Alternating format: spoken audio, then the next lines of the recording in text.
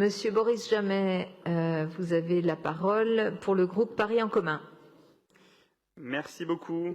Alors, Madame la maire, en installant le Conseil des générations futures il y a tout juste 6 ans, vous parliez du CGF comme d'une chambre des inventions des Parisiennes et des Parisiens. Donc, effectivement, une chambre, un espace où l'on peut dormir, où l'on peut rêver aussi, donner libre cours à ses envies, à ses inventions, à ses désirs. Et on a besoin de cela en politique. Et, chers membres du CGF, c'est ce que vous nous apportez.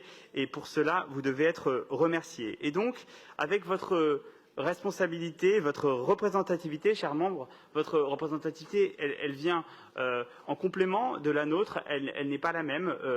Notre représentativité d'élus, on a souvent parlé dans ce Conseil de démocratie continue, et je crois que vous incarnez cette démocratie continue dans notre enceinte parisienne, et donc avec les citoyennes et les citoyens de vos commissions, de toutes les générations, on a des habitantes et des habitants, on a aussi des représentantes et des représentants des corps intermédiaires qui sont si souvent méprisés et parfois maltraités au plan national. Je pense qu'au plan local, on a l'occasion, et notamment avec ce CGF, eh bien, de travailler de manière concrète avec les corps intermédiaires, de les respecter, d'avoir un dialogue et de voir quelles propositions concrètes ils sont en capacité d'apporter. Et je pense qu'avec ces 5e et 6e rapports du CGF, c'est ce qu'on voit. Et c'est donc avec notre vision pour le groupe Paris en commun et la majorité, singulièrement participative, c'est ce qu'a voulu la maire en créant cet espace de concertation qui fournit un travail d'expertise avec des propositions vraiment construites.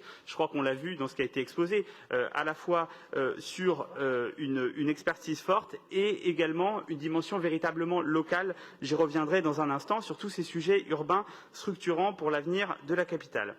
Alors, vous avez déjà eu l'occasion de nous faire part de vos constats, de vos propositions sur un certain nombre de thèmes. On a eu la jeunesse, on a eu l'économie du partage, le civisme. Sur ce dernier thème, le civisme, vous proposiez notamment, je pense qu'il faut le souligner, de lancer une campagne de communication positive sur Paris et ceux qui vivent où ils travaillent.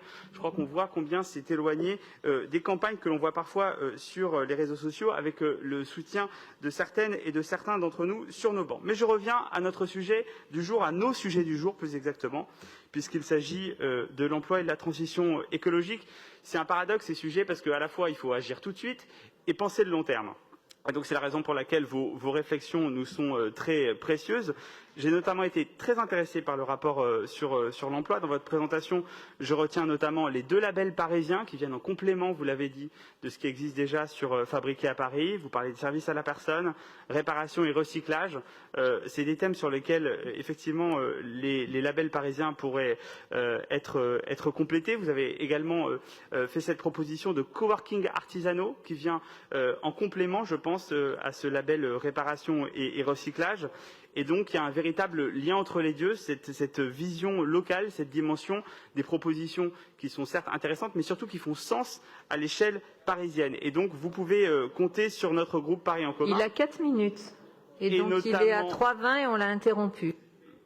Voilà. Eh bien, donc je vais terminer en disant, sans interruption, en plus à mauvais escient, que vous pouvez compter, chers membres du Conseil des générations futures, sur notre soutien, sur notre application et sur ma contribution pour porter ces propositions que vous avez formulées dans cette enceinte.